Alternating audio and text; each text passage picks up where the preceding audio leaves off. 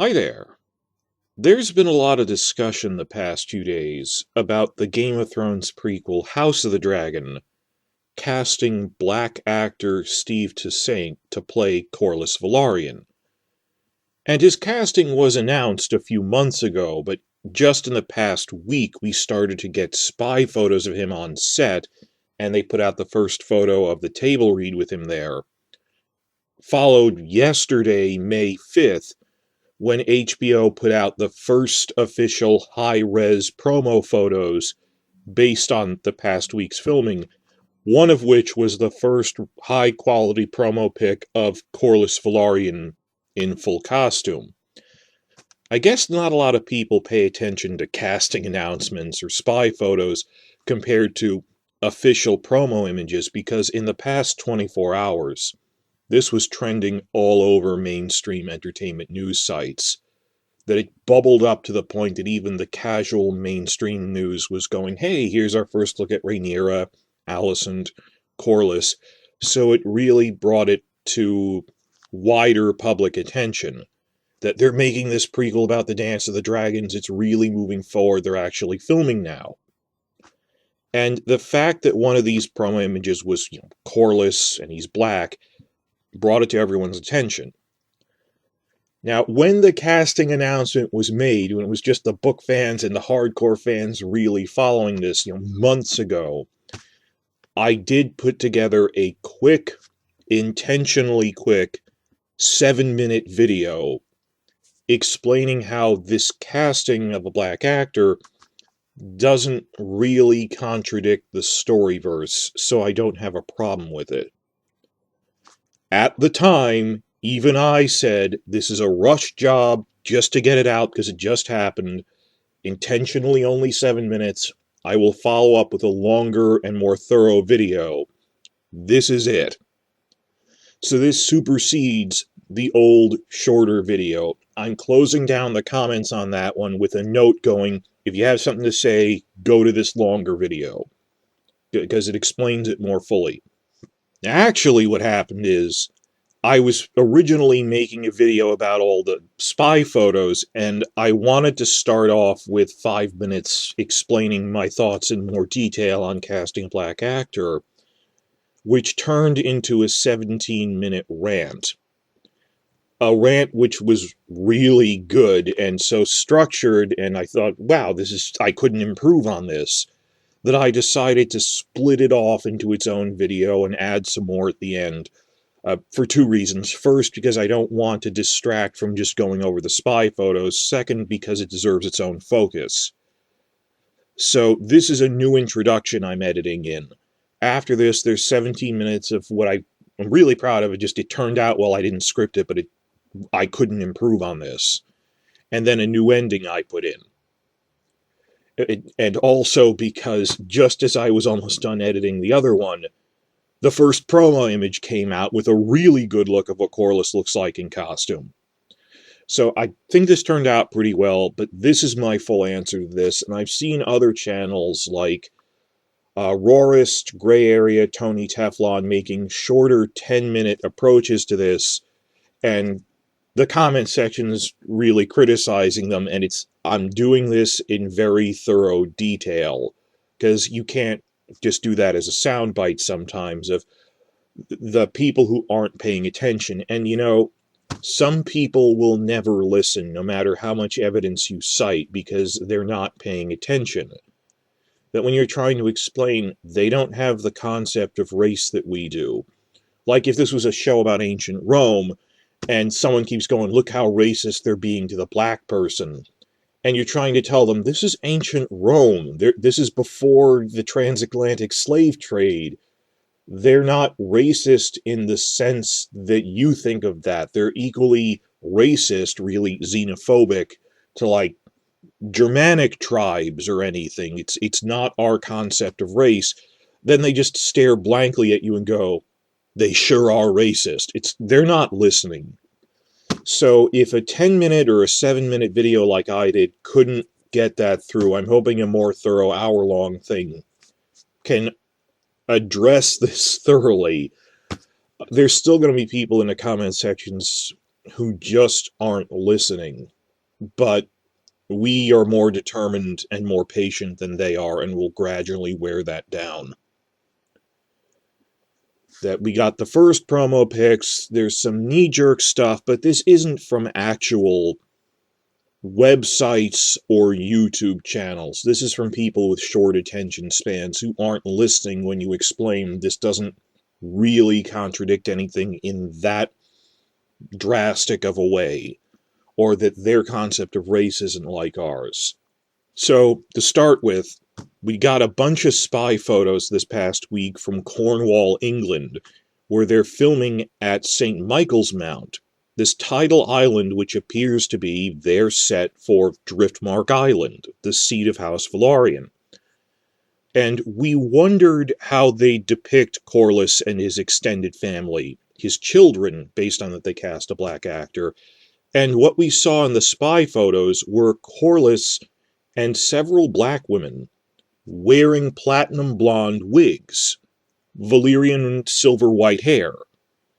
Then, of course, we got the much clearer official promo image of Corlys. And what this does confirm is that, yes, after their casting decisions to have black actors playing Corlys and his family, they will be showing the Velaryons as mixed race with platinum blonde Valyrian hair. I consider casting some black actors as the Velaryons a minor change. This is a minor change. Comparable to when they made the pirate Salador black in Game of Thrones, Salador San. Because, unlike Westeros, the free cities are officially racially mixed. People can look like anything from there. And as part of the Valyrian Empire, House Velaryon is from the free cities, that it's like Pentos. That we have book quotes saying, well, yeah, in Pentos, the lower-ranking, middle-class, working-class Valyrians went to Pentos and they just intermarried with the locals because they weren't dragon lords. Like, the book describes Pentos as racially mixed like that. And who's to say the Velaryons didn't originally come from Pentos, given that it's just on the other side of the Narrow Sea? The books do say that while the ruling dragon lords of Valyria, the 40 dragon lord families, the aristocrats, the top aristocrats that ruled over the whole empire, the dragon lords were obsessed with blood purity, really obsessed with it, because it's how they felt they maintained their connection to the dragons. The lower-ranking minor nobles below the dragon lords, who didn't have their own dragons, logically weren't as strict about that. So that's why Pentos is described as, they say, well, they were merchants and sailors from Valyria and tradesmen, so they just intermarried. The books describe it like that. Think of it sort of like in colonial Latin America, the caste tiers in colonial Latin America, that it wasn't just Spaniards and Portuguese and then local indigenous people they ruled over. There was this whole, the mestizo and other castes in between racially of, well, the lower ranking Spaniards intermarried with the locals and stuff. That, and a lot of empires, Rome was like this. The British Empire, the French Empire, colonial empires, that's actually pretty common, that the lower ranking colonizers will intermix with the locals, even if the ruling class, the really top tier, is obsessed with blood purity. I mean, we've seen that historically. So I think this is a very minor change that helps show the Valyrian freehold in a more realistic way, a way that reflects real-life history of empires, as this fully realized continent-spanning empire.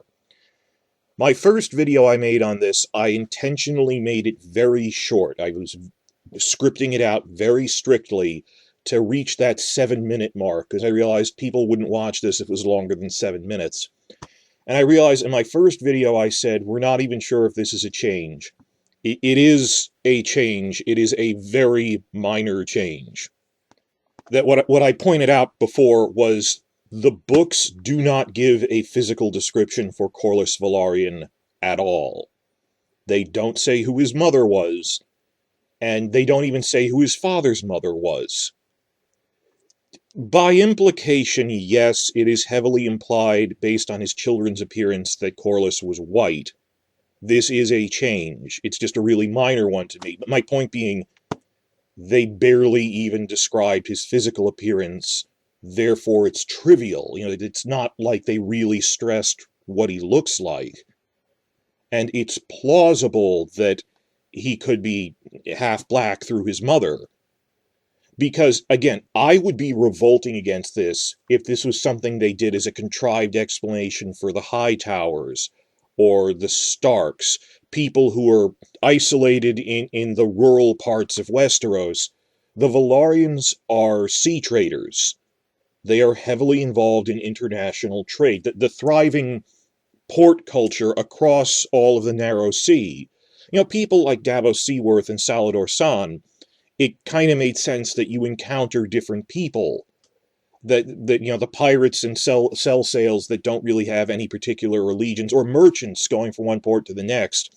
That, well, I was in Braavos, then Tyrosh, then Myr, then Driftmark, then King's Landing. It is normal to see Summer Islander trading ships in the ports of King's Landing. This isn't like, oh, how would they get there? Well, they're a common sight. Even in the books, Summer Islanders are like at the port of Driftmark all the time. So I would be upset if this was like the Mormonts on Bear Island. They made some convoluted explanation of why a Summer Islander would marry someone there when they don't really visit there. There's Summer Islanders and stuff in Driftmark and Braavos all the time because of sea trade. These are, well, polyglot means language, but a cosmopolitan, polyglot crossroads of trade region.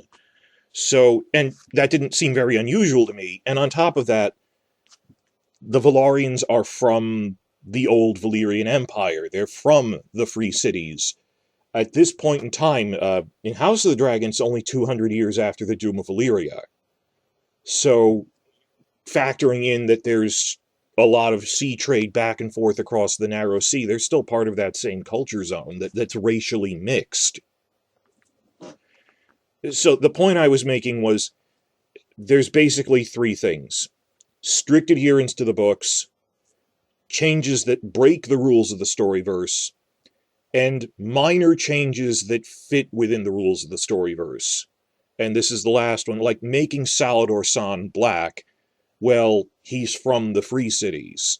You can do that, as opposed to if he was a Mormont or something very isolated, or a wildling up in the mountains.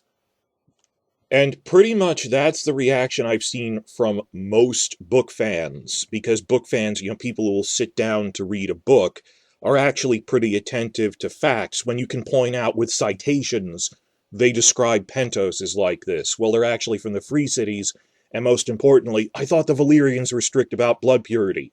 One sentence explanation. Well, yeah, the top tier guys, but the lower ranking guys weren't as obsessed with that. The Dragon Lords on top, but they weren't Dragon Lords. They're the equivalent of merchants from Pentos or something. So I don't have a problem with race-swapping characters who could be black. It doesn't really violate the rules of the storyverse. My comparison is in the new Batman movie. They're making Jim Gordon black. Why wouldn't he be? I mean, it's a modern era where people can be anything. If they made up some really convoluted explanation for, like, why, this Tully had a Summer Islander merchant who came to the middle of the continent to intermarry with someone, that gets contrived at a certain point, and you're really not telling a story about black people. You just race-swapped a white character and told that story, versus, it's... I'm trying to verbalize this. I don't want them to just race swap a white character, because that isn't even fair to the black actors, that you're not playing a black character. Versus if you're showing that the Free Cities are a racially mixed society, these people could be black, or showing how they're, the word I'm looking for is Creole, that it's this crossroads of sea trade, that, well, these characters could be black. It's like New Orleans or something as a major port. Or basically what I'm saying is that the overseas Valyrian colonies, particularly in the Narrow Sea, all those islands like the Stepstones and Driftmark, It's not, oh, it's Africa. No, Africa is Sothorios and the Summer Isles. We know that. I see Driftmark within the Valyrian Empire as essentially Barbados, or in the French Empire, Haiti. Which makes sense. It's Steve Toussaint, the actor, is actually from Barbados, and that's a good comparison. It's an overseas colony. The people over there are the lower ranking people from the mother country. They weren't as strict about intermarriage, and people visit there from other places due to sea trade. So yeah, it's this creolized society. They could be black. Why not make them black to show it's a diverse society? I wouldn't have had a problem because Braavos is very racially mixed. They make it a point to say it was founded by escaped slaves from all over the place. So they're black, white, whatever, everyone's in Braavos. I think it would have been a good idea to race swap Tycho Nestoris as black. And instead they cast Mark Gatiss, who, he doesn't even look like Tycho does in the books either. They cast him because they wanted to have that actor in as a vanity thing, because he's a famous actor, rather than someone who appears like the tall, thin guy from the books. So, I'm rambling now because I knew people would ask, and I am updating in my previous short video where I said, oh, this probably isn't really a change. Yeah, they don't describe Corlys's appearance in the books, but it's pretty much implied he was white, but I consider it, given that it doesn't even spend time describing him, it's kind of trivial. And he could be black, much as someone from Pentos or Braavos could be black. They're part of that same narrow sea merchant trade culture. Driftmark is heavily involved in that. And most book fans I've seen go, well, we don't like changes, but it's a minor change comparable to making Salador San black, so we don't really have a problem.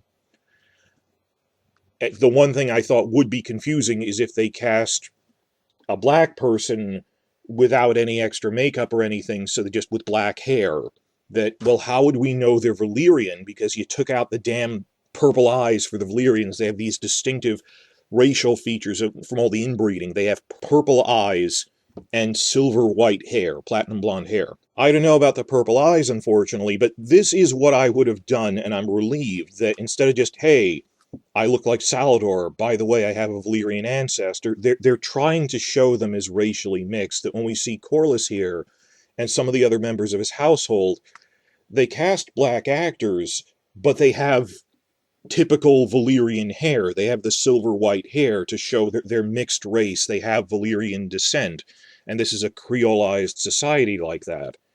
So that's a bit of a relief. That's what I would have done to show, well, what do you mean they're Valyrian? Well, maybe it's just Corlys. My suspicion is they're going to say that his mother was a Summer Islander trader, and I'm not sure because I've seen some older white women among what we think are the extras coming in. I'll point this out to you. But one of them looked prominent enough. I'm starting to wonder, like, is that supposed to be his father's mother? Because his father is dead now, just to show, oh, he has white family members too. This is a mixed family. So I'm not, if you're wondering what I'm doing here, I'm not trying to go, oh, they're not too black. I'm trying to show, well, I don't want racially mixed people to feel left out either.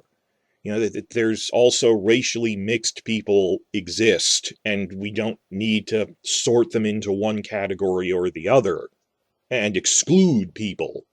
Ultimately, my feeling on this, though, is, hey, if David Benioff got to race swap several female characters throughout the run of Game of Thrones, purely because he thinks brown women are hot, I think real writers now on this new show have the right to make a couple of the low-ranking families from the Free Cities racially mixed to show Valyria as a fully realized continent-spanning empire.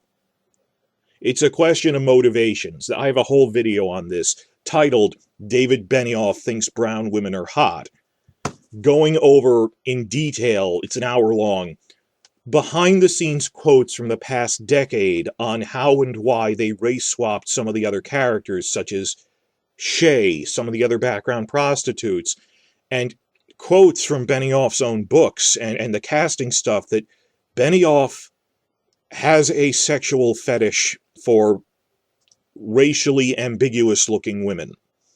Not black, but brown. He goes on these rants about how he thinks they look exotic. He fetishizes racially ambiguous women. And remember in season 1, when they changed Shay from a random white prostitute from the middle of nowhere in Westeros to casting an ethnically Turkish actress from Germany, and I like Sybil.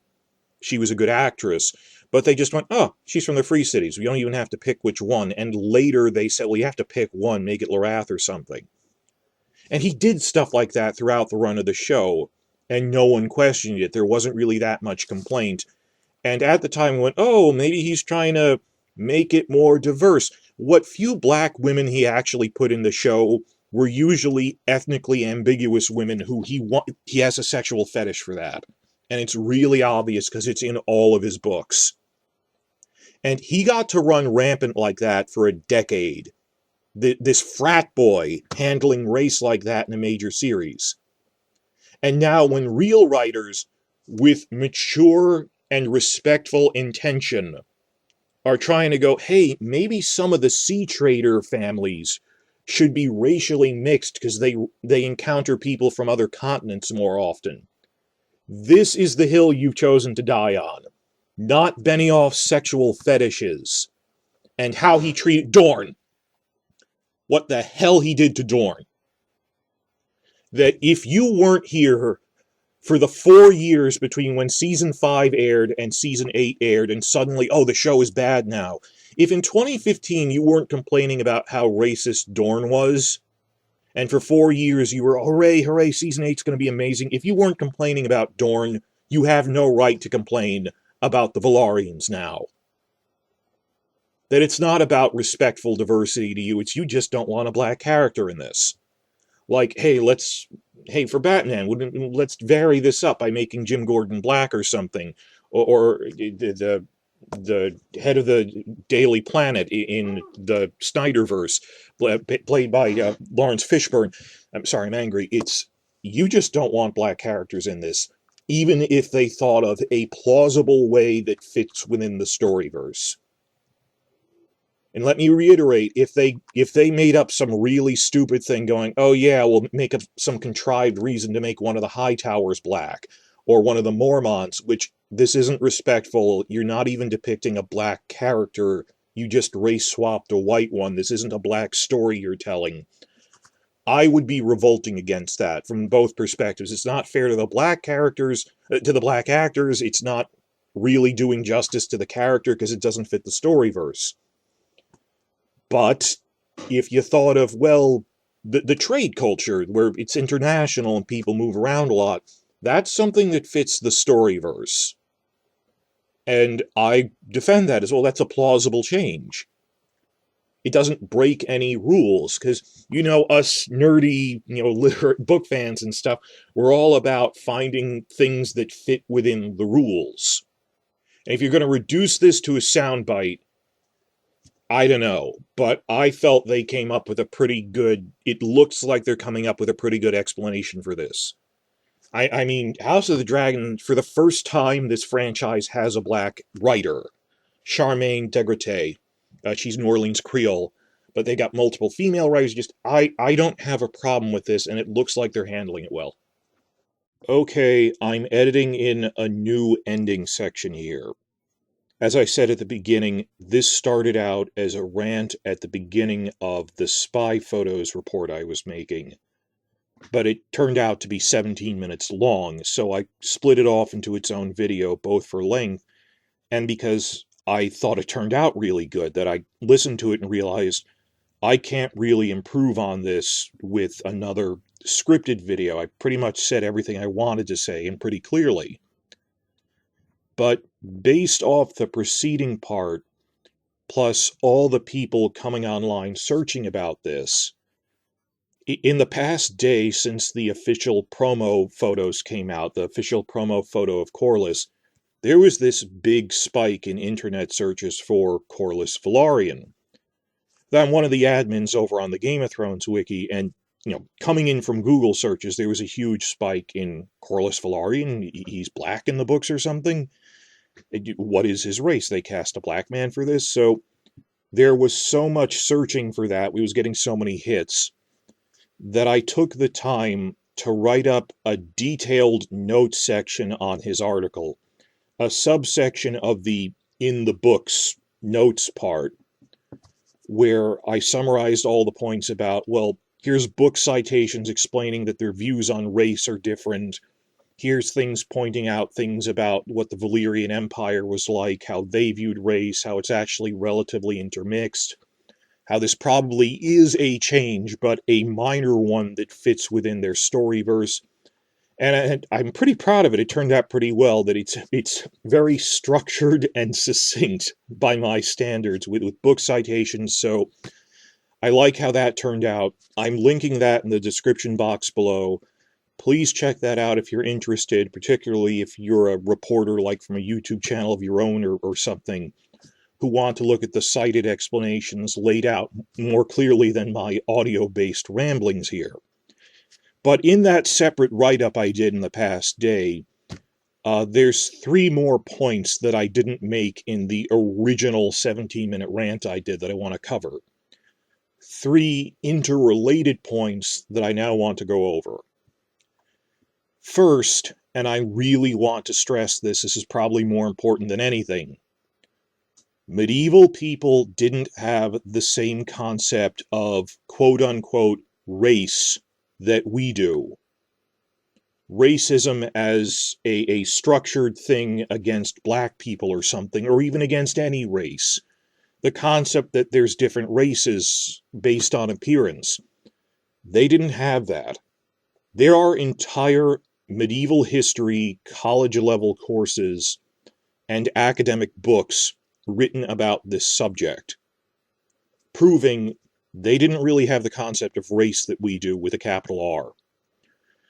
They didn't categorize people as, quote-unquote, a white race, distinct from a separate black race, or anything.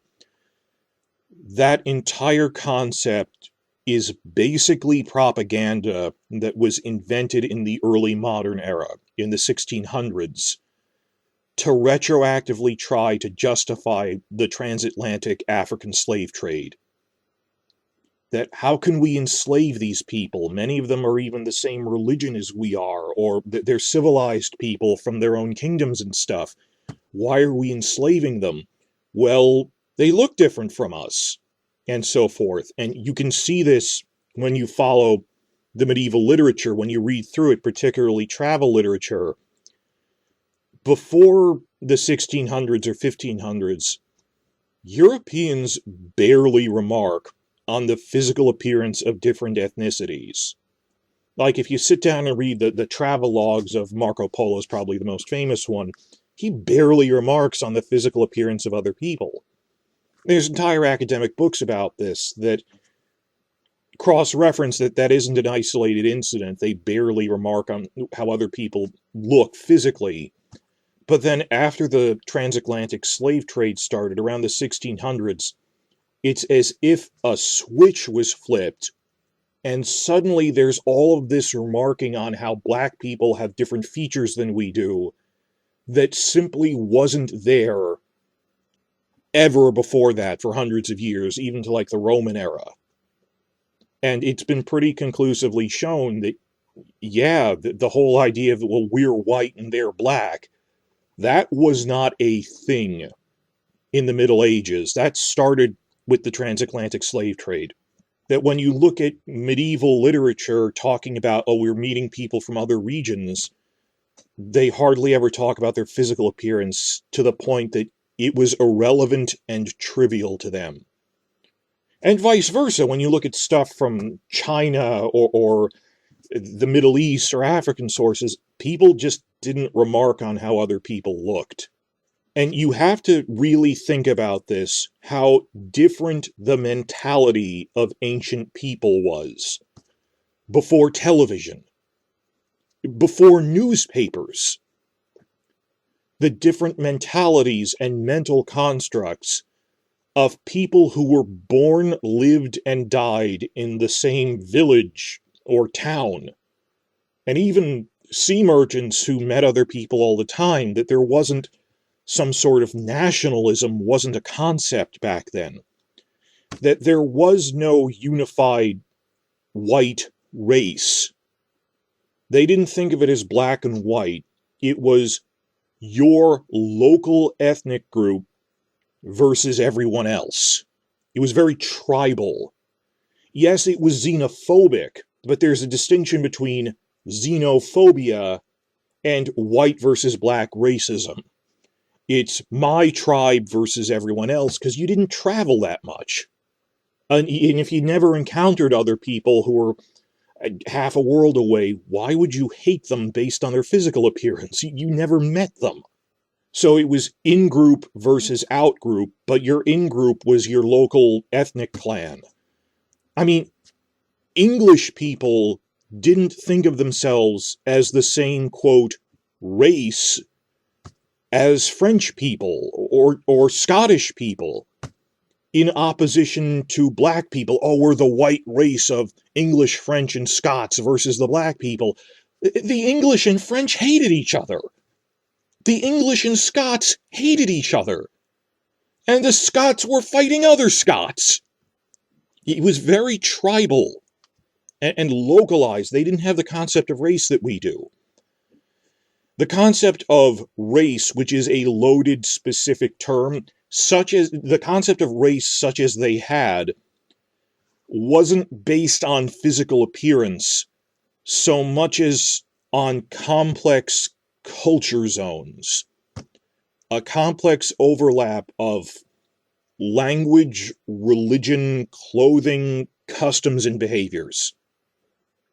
That a French Christian monk who spoke Latin, who met a black African-descended Christian monk from Egypt who also spoke Latin, would actually feel that they were essentially part of the same culture, loosely speaking.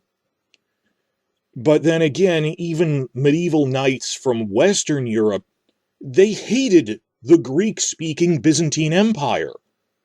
The Latin knights and the Greeks, they hated each other. They sacked Constantinople in the Fourth Crusade. And why they hate them? Because the Byzantines accurately pointed out, you're a bunch of uneducated barbarians compared to us.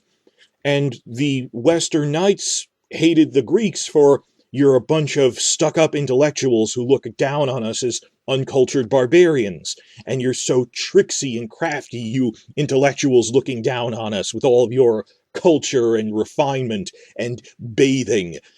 These people hated each other, and they were what we would consider this artificial construct of a white race. And I am ethnically half Polish and half Italian. If you look at the immigration records from the early 20th century, I do history work, so I've worked with census data like that. You know how much the United States was trying to be an Anglo-Saxon ethnic state back then? That from the 1920s onward, they passed restrictive immigration laws saying, yeah, Southern and Eastern Europeans like Poles and Russians, Italians, they're not really white. It's so hilariously abstract of what you consider white and what don't you, that there is no objective standard of whiteness. They just kept moving the goalposts. You know, like Godfather Part 2, you Italians aren't real Americans coming here with your slicked back hair, but I despise you, that racist senator in Godfather Part 2. That it is an artificial construct. There is no objective white versus black race like that. It's just politics. People made it up to justify the slave trade. That the people you did feel kinship with, your in-group in the Middle Ages, a lot of it was language, but then again, language wasn't very standardized, even across, France. There were dialect zones from one county to the next, but everyone spoke Latin, the educated people. A lot of it was religion, but then again, even the Catholic West hated the Greek East. And it was really, more than language or religion, a lot of it was just due to complex culture stuff of your behavior, customs, mode of dress. And it couldn't really be simplified. It was a complex patchwork like that, because these aren't people who thought in terms of continent-spanning empires. It was very provincial, because they didn't travel that much. Or the people who did in the Mediterranean culture zone, where there's shipping everywhere, well, they encountered people from other races all the time and traded with them, so they didn't think they were that unusual. That people living in the Crusader states or in Sicily or trade ports, they met with people from the North Africa and the Middle East all the time. That they were intermixed, polyglot, melting pot societies. And when I say culture zones down to the level of just not even language or religion, but behavior, I live in New York City, for example, New Amsterdam.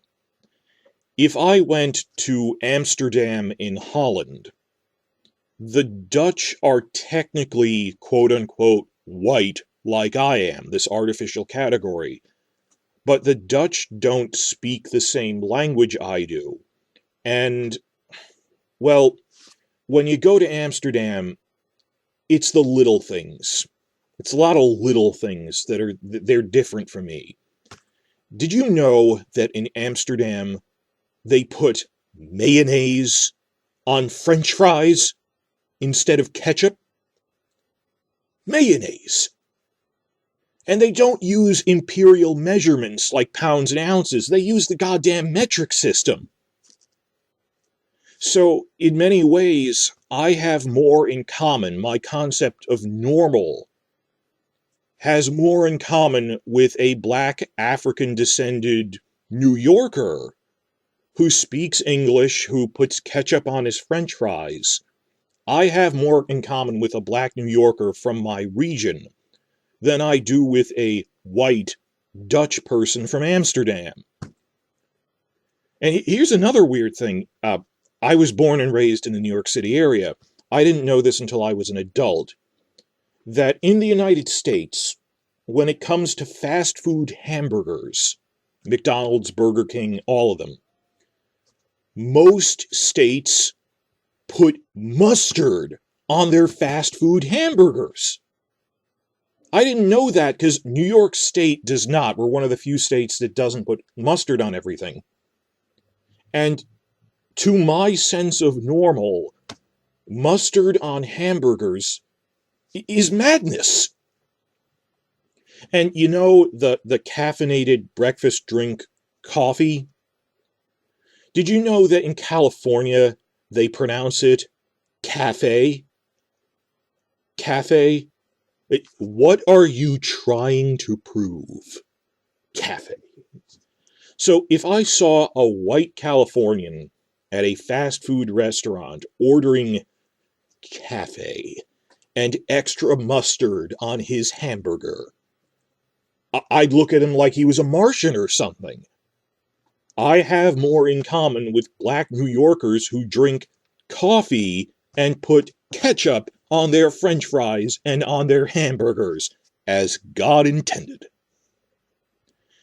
My point is that for medieval people, it was culture zones. It was a lot of little things like that. If you were born and raised in a city like Paris or Florence or something, you spoke the local language, and you dressed and ate the way everyone else did, particularly followed the same religion, subtle level of just local customs, they didn't really pay attention to your physical ethnic appearance that much at all. It was how you dressed, how you behaved. That it was not our concept based on physical appearance, which is itself artificial due to politics. So, a big thing is, there are black people in the major port cities of Westeros, like King's Landing or Old Town. But if you're a regular visitor or even a resident foreign merchant who's been there for years, you live there for years, you follow all the local customs, everyone knows you, there really wouldn't be any sort of anti-black sentiment specifically. Maybe anti-foreigner in general, but if there wouldn't be a distinction between if you're a white-skinned Pentoshi or Lyseni versus a black-skinned Summer Islander. They're all foreigners because it's in-group versus out-group, not black and white, but my local group versus everyone else. And again, there are Summer Islanders in the major ports like King's Landing, Driftmark. They're a common sight. The Game of Thrones TV show skewed this by, without explanation, cutting major characters like Chataya, who owns a high-end brothel on the Street of Silk, a relatively wealthy and respected madam. This isn't like some slum or something. People know who Chataya is, the nobles and stuff. She is, as much as a brothel madam can be, she is a respected, wealthy merchant person. Or Tabo Mott, the respected blacksmith who Gendry is the apprentice to, who is from Qohor, so he's technically white, but there are foreigners living in King's Landing. And there might be anti-foreigner sentiment or something, but there isn't specifically anti-black, because this isn't a world that had the transatlantic slave trade. Don't assume modern contemporary biases about black people based on that. I mean, similarly, Star Wars. Why would people treat Lando Calrissian or Finn any differently because they're black? It's a different galaxy than ours. A long time ago. The human civilizations we see in Star Wars are a jumble of human ethnicities. They differ from one planet to the next, but black slavery wasn't a thing in their universe. That Han Solo isn't considered white, he's considered a Corellian. Princess Leia isn't considered white, she's considered an Alderaanian. Mandalorians. Mandalorians are explicitly considered to be a culture. They say, well, it's a creed. It's not based on any race or ethnicity. Mandalorians are a culture, not an ethnic group. So you see Mandalorians who are white or Latino or native New Zealander or whatever.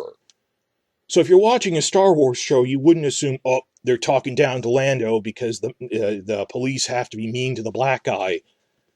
Why would they?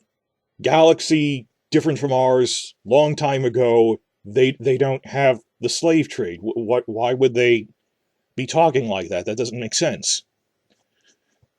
Now, some people point out how in Season 8, the people in Winterfell were staring at Grey Worm and Missandei. And while I don't defend Benioff and Weiss in general, and I'm not sure what their exact intent was with that scene. If they had said anything about this, oh, because they're black, I would be landing on that, but they haven't mentioned anything. And just from context, I don't think that was their intent. That it seemed like it wasn't, oh, anti-black, but logically anti-foreigner in general. That they don't have our concept of race. Why would they be particularly upset about black people? So, because it's all my local group versus everyone else, I think that if a Tyrell army from the south marched into Winterfell wearing all these elaborate knight costumes, because they don't have knights in the north that they're not used to, like commoners in Winterfell will be staring at them just as much, because they're foreigners who don't dress like they do. So I'm kind of worried that people were reading into that too much, and the show never actually tried to state in words it's because they're black. It's because they're foreign, in general. So I said there's 3 related points. First point is they don't have the same concept of race that we do, based on physical appearance. There is no broad, that person has the same skin color as me, racism. No, it was xenophobia in the sense of the categories I am French versus everyone else. my local tribe versus foreigners. White versus black, racism with a capital R, was invented in the 1600s to retroactively justify slavery. And that is a big point when people mix up the terms xenophobia with white on black racism. Those are two separate things. Because back in like the Roman Empire, the Romans in Italy considered Germanic barbarians from the north and like black Ethiopian gold merchants from the south to both equally be foreigners because they had very different cultures. And if you read their literature, they remark on how their cultures and behaviors are different, not their physical attributes. So the Romans wouldn't think they had somehow more in common with the Germanic tribes due to their skin color being similar than they did the Ethiopians. There was no unified concept of a white versus black race. The Germans were also barbarians. And that overlaps into the second point out of the three I want to make, that in the fictional world of Westeros and Essos, the Valyrians take this to quite an extreme, of course, with their incestuous inbreeding among the upper classes to keep the bloodline pure. Due to that, a Valyrian would consider marrying any outsider, white-skinned or black-skinned, more or less equally.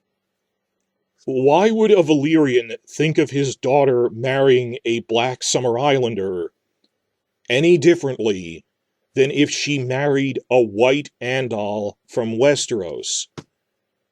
They're both foreigners. In either case, they're both falling short of the blood purity goal of brother-sister incest. Or at least a cousin or something. They're not even a Valyrian. It doesn't matter if they're white-skinned, black-skinned, Summer Islander, Andal, whatever. And yet, there are recorded instances in the books, even before the Dance of the Dragons, between the Conquest and the Dance of the Dragons, in which the Targaryens themselves outright married Andals from Westeros. This is my second point. Rhaenyra's parents were King Viserys Targaryen and Aemma Arryn. Well, actually, Aemma was his first cousin. This goes back to Viserys' grandfather, Jaehaerys. One of his younger daughters, Daella, married Roderick Arryn, which produced Aemma. But the point is still, Rhaenyra's mother wasn't a Targaryen as her surname, that her surname was Arryn, and within living memory, Jaehaerys let one of his younger daughters marry an Andal. This happened. And marrying a non-Valyrian Andal wouldn't be seen as that much different than marrying a Summer Islander. Going back a little further, with House Velaryon itself, who already said, as not dragon lords, as a lower-ranking family, would be less strict about blood purity. And we already shown the Targaryens themselves married out groups. With the Velaryons themselves, the admiral of the Targaryen fleets right after the initial War of Conquest was Aethan Velaryon, who was Corlys Velaryon's great-grandfather. Corlys was only born like half a century after the conquest. That when you go, oh, well, they're marrying foreigners, the Valyrians are themselves foreigners to Westeros. If you consider that Dragonstone and Driftmark were considered more part of the Free Cities than part of Westeros, because they're islands that are in the middle of the Narrow Sea, and they were considered an outpost of Valyria more than part of Westeros, that in living memory, Corlys's grandfather, who we would have known as a child, didn't consider himself part of Westeros, that the Valyrians are themselves foreigners.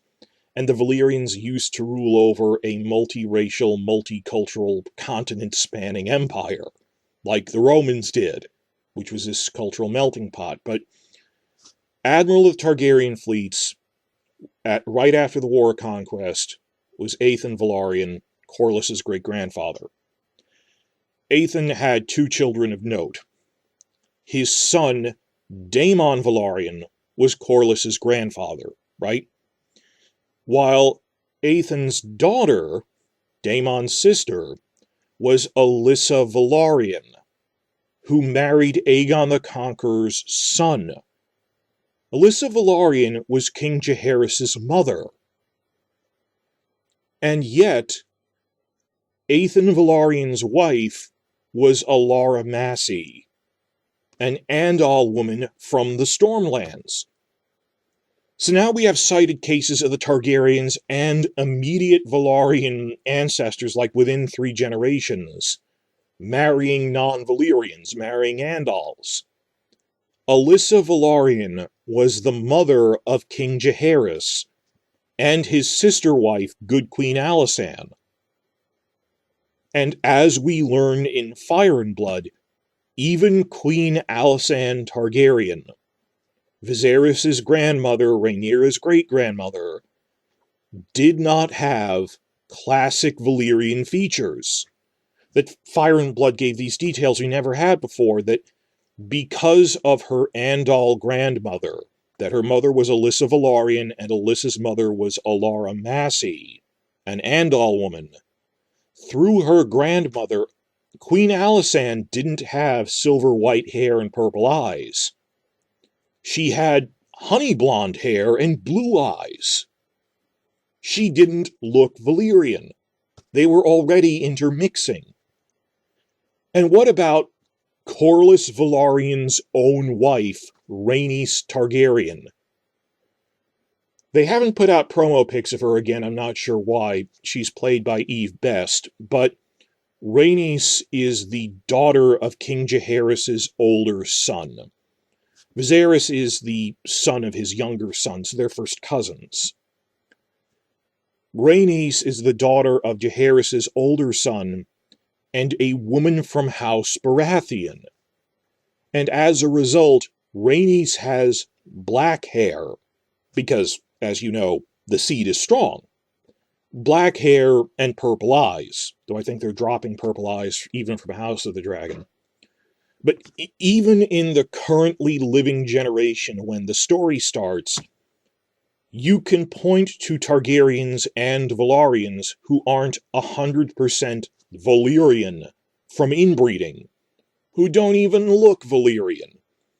Rhaenys, Corlys' own wife, looks what they would consider mixed race, with black hair.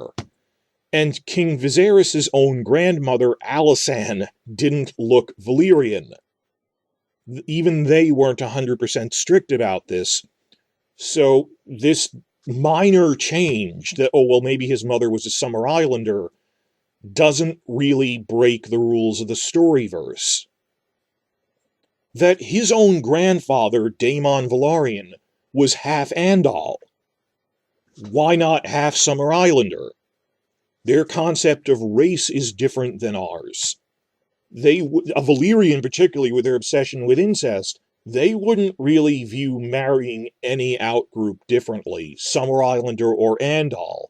Even the Westerosi the Andals wouldn't think of that, because their concept of race wasn't really, in medieval people's concept of race wasn't based on skin color. It was our in-group versus any foreigner. So I admit this is a change, but it is a very minor change. That this is a multicultural society. It's even a family that has cited cases of intermarriage without groups like that. My third and last new point that I'm adding on the end here. Actually, this came up in a private stream hosted by a different YouTube channel, Jane Theory. Shout out to her channel, Jane Theory. Check that out. I'll link it below. She doesn't save her live streams, so this is a one-time thing. This is a one-time live stream discussion a week ago in public with about a dozen people. And Jane herself is black and made some very insightful points about this. First, I appreciate her criticism that she did not want to just haphazardly race swap white characters so they're played by black actors. She was hesitant about this, because she pointed out, well, this isn't real representation. I mentioned this earlier in this video, and I fully agree, that when you do that, just race blind, swap some white characters so they happen to be played by black actors reading off the script, they're not really representing black characters because they're not written as black. That if you race swap, you have to change the character a little, you have to rewrite them slightly to make that fit, just because their reactions would be different. Like, in the past week, that Tom Clancy movie adaptation Without Remorse came out, and they cast Michael B. Jordan in a role that was originally white, John Kelly. And in TV interviews in the past week, Jordan has mentioned how he added a few lines here or there, just acknowledging that the character as he played him is, a black man in America. Not like ranting about it all the time, and not like a major subplot, but just, I'm reacting as I would as a black man. Making one or two lines about, oh, the government totally screwed me over. Why do I, as a black man, believe in a government that doesn't believe in me? Like a line or two there just to acknowledge that he is black, because, the actor is. Simply making the roles race blind without in-universe justification does a disservice not only to the source material, but to the concept of diversity and representation. This is coming from the other angle of, I don't want them to violate the source material with something that's really contrived. And from the other angle, you're not really getting real diversity when that happens, of representation of merit. They're not really written as black people exist in this universe. If the only way you could fit a black person in this universe was by, like, race swapping Tywin Lannister to be black without any explanation, the message you're sending is that black people don't exist as a natural part of this fictional universe. And that the only way they exist is if you don't pay attention to logic, and instead of showing, here are Summer Islanders. That was a big point Jane Theory pointed out, which I completely agree with. I'm worried, hey, here's some token black characters. We don't need to introduce the Summer Isles. When, no, you should round out the universe like that by showing, well, this is where the regions where black people are from. If you were making a series about the American Revolution, and the only way you could think to put black people in was to race swap George Washington to be black without explanation, that isn't real diversity, and in many ways, you're obscuring and silencing the stories of all the black people who were in the American Revolution. The regiments of black soldiers and freed slaves and stuff, that you could have chosen to tell those stories, but you silenced them and instead put out something fictional that sends the message that, well, the only way black people can be in these things is if we do something that with a wink and a grin we all acknowledge isn't real, rather than telling what actually happened. That you don't need to invent black people in the history of America. They were there since before the United States was a country, going back to 1619. So you see what I'm saying here, that just blindly race swapping something is not a solution. That if you do want to race swap a character, you need to find a way to fit it in. Like, hey, it would be interesting to, in yet another retelling of the Batman mythos, what if Jim Gordon was black? And then you rewrite it enough that he would react as a black police chief would react to all these supervillains and stuff. That's the right way to do it. But none of this is the third and last point I wanted to get to. This is just context. The thing that came up in Jane Theory's stream last week, which I hadn't thought of as much, but I was worried about in the back of my head, and I fully agree with, is she said she's not looking forward to all of the random casual viewers in the Twitterverse, in Reddit comments, just around the internet, reacting to a black Corlys Velaryon with modern biases. That she's saying, she said, I can see how black Twitter is going to totally misinterpret this, view Corlys through the lens of a modern post-slavery African-American when he is none of those things. This isn't America, this isn't slavery, this isn't the 20th century in their fictional medieval world. And at the same time, racists and stuff reacting to him as if he is a 20th century black man in Reddit and Twitter comments from both sides. People either blindly supporting it or blindly hating it based on contemporary race issues. That she's saying, I'm not looking forward to misinformed fans in large numbers, the casual viewers reacting to this with modern biases. That any time, like, Alicent Hightower says she doesn't like Corlys Velaryon, if she says, oh, I don't like him, he thinks he's better than me or something, I hate him, they'll go, oh, look at Alicent, she's being racist. When no, in the fictional universe, Alicent doesn't like Corlys Velaryon because his family are new money, and her family is old money. The Hightowers are one of the oldest aristocratic families in Westeros, with deep ties to the papacy, the High Septon. Versus, they say in the character bio for Corlys they put on their website, within a generation through his voyages, he made his family richer than the Lannisters and Hightowers through the spice and silk trade. And yeah, that's a major source of friction, that they see him as this upstart new guy. They used to be the richest family, now he is, by his own hand, through his voyages. That the Hightowers, like Otto Hightower, would hate Corlys, but if he's disparaging to him, she said people will view that through the lens of race, that, oh, he's black, look at those Hightowers, when it's much more of a personal rivalry. It has nothing to do with that. And I'm not talking about, like, people paying attention. Obviously, you're almost an hour into this video. You're probably not a casual viewer at this point.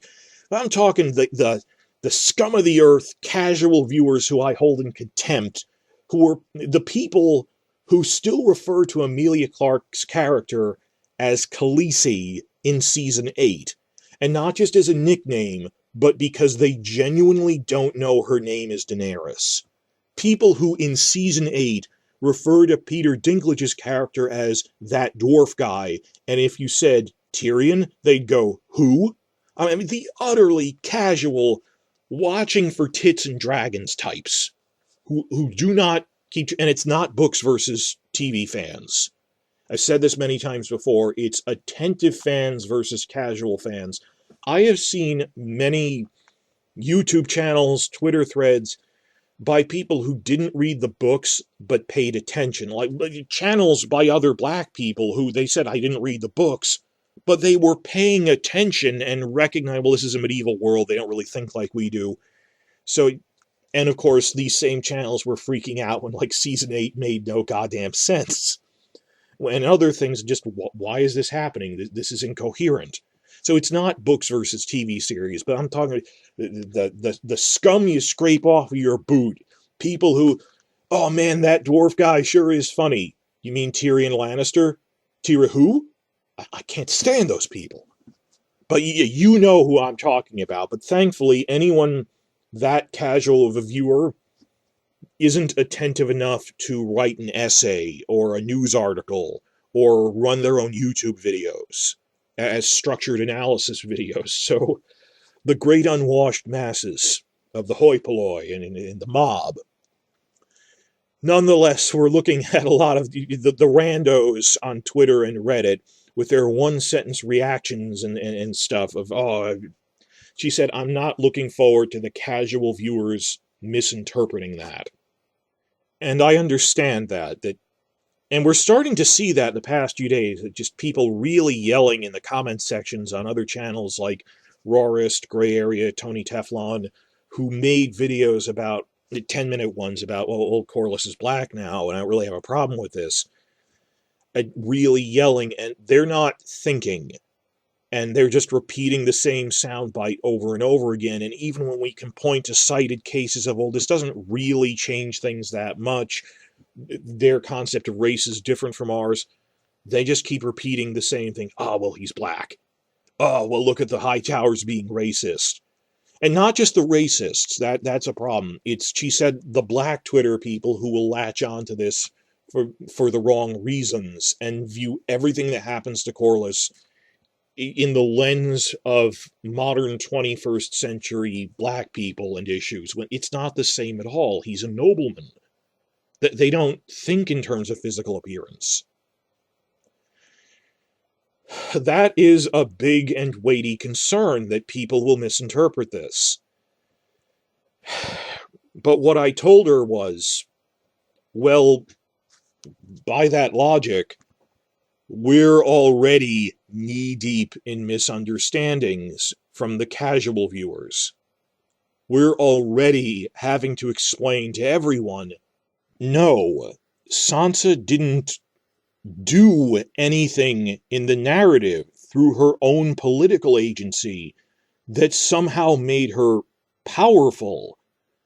They promised that she'd have a role in the downfall of Ramsay or Littlefinger, and actually nothing happened on screen. Other people defeated them for her, and then they just announced, Sansa did it, like as if she's the Ralph Wiggum of Westeros. That whole thing where Ralph, his answer was, let's ask Lisa to do it, and then they act like Ralph did it. That you promised that Sansa would do something, and this isn't narrative agency, it's just events falling into place. Or randomly saying at the end, well, we justified the rape and everything because she's a queen in the end. You didn't show her becoming a queen by her own hand. She literally just asked her brother, can I be a queen?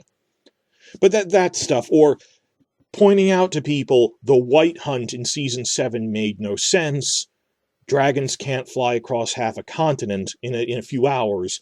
Ravens sure can't, messenger ravens, and Gendry doesn't have a rocket up his ass. Or pointing out to the casual viewers, Cersei blowing up the Great Sept isn't a triumph of storytelling, it is a failure because it had zero consequences when it should have in the next season, that Jaime should have left her over this, that this is illogical. And then they just stare blankly at you and go, but it looked really cool. That some people just get fooled by shiny objects and swelling music when you throw money at the screen. That we are already dealing with misconceptions from the poor writing of the Benioff and Weiss later seasons. For that matter, even the earlier seasons when it was relatively good. I mean, even Season 3 stuff.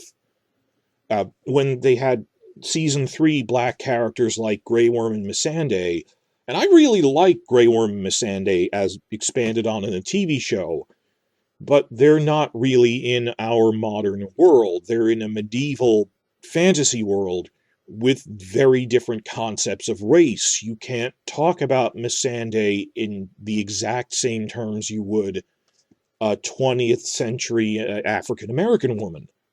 A better example is if this were a historical fiction show like Vikings or The Last Kingdom. The Last Kingdom is about the Anglo-Saxon kingdoms in England fighting off Viking invaders.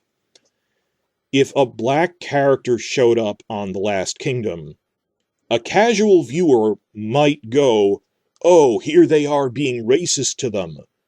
And, well, no, The Last Kingdom is set centuries before the transatlantic slave trade even existed. Why would they have a bias against black people at all? Why would they even conceptualize this black person in Wessex in The Last Kingdom as a different, quote, race? Again, if a black Christian from Egypt or something, like a Crusader knight, showed up in England on The Last Kingdom show, they'd consider him part of Christendom. That they wouldn't see that as an external group, that they didn't conceptualize it based on physical appearance. So the accurate fear that Jane Theory pointed out is, anytime we put a black character on a medieval show or a medieval fantasy show, everyone will start judging them through a modern lens from being black. Both the racists and casual black viewers who just latch on to the character as they're black and reading in all sorts of their enemies are being racist to them, when that isn't really the society they live in. That their worldview is very different. So she was worried that people will just misinterpret this from both ends. And my response was, it's just one more piece of fuel on the fire. We already have to challenge so many misconceptions.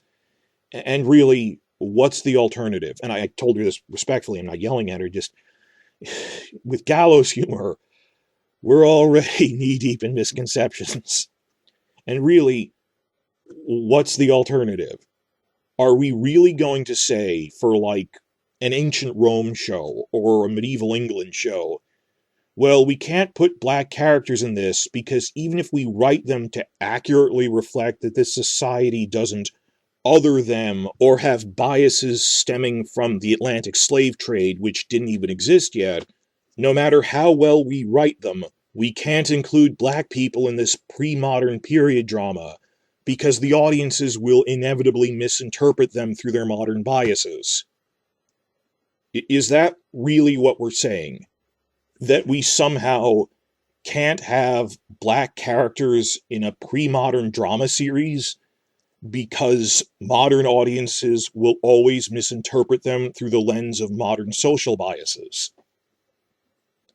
I'm not going to give up because of that. I know it'll be hard. It's going to be a lot of work. But I like to see this as an opportunity to bring the discussion to the general audiences, change preconceptions. We are about to launch into a big discussion like this about their concept of race wasn't the same as ours. Race is actually an abstract political construction. It isn't an objective fact. That it was invented for the slave trade.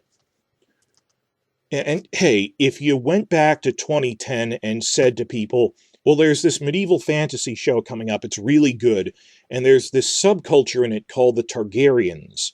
They regularly practice brother-sister incest, but it's normal in their culture.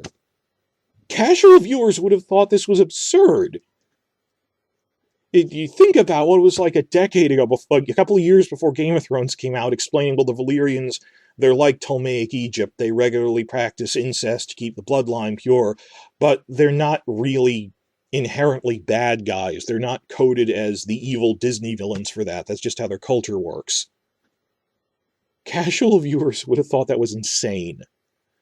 But year after year, Game of Thrones showed this, and that within Valyrian culture, this is considered normal. And by this point in time, 2021, we don't really have to keep explaining that. And in this new show, House of the Dragon, Rhaenyra marries her uncle Daemon, and Alicent's son and daughter marry each other. Daemon's parents were brother and sister. So, is anyone worrying, what if casual viewers misunderstand the Valyrian incest stuff? We've had a decade of explaining that within this storyverse.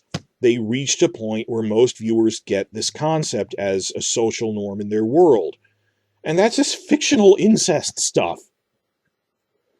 So yeah, right now, House of the Dragon Season 1, now that they want to prominently show non-white people, people of color, maturely and respectfully as powerful characters and noblemen in their own right, and not the racist caricature that was TV Dorne in Game of Thrones. Now that they want to show actual black characters treated as they should be in this different society, there will be a learning curve period in Season 1. As we stress to casual audiences over and over again, they don't have the same concept of race that we do. They don't treat Corlys Velaryon differently because his skin happens to be black. But if we could overcome explaining Targaryen incest to casual audiences, I think we can overcome explaining to a general audience that, much as in real medieval history, their concept of race is very different.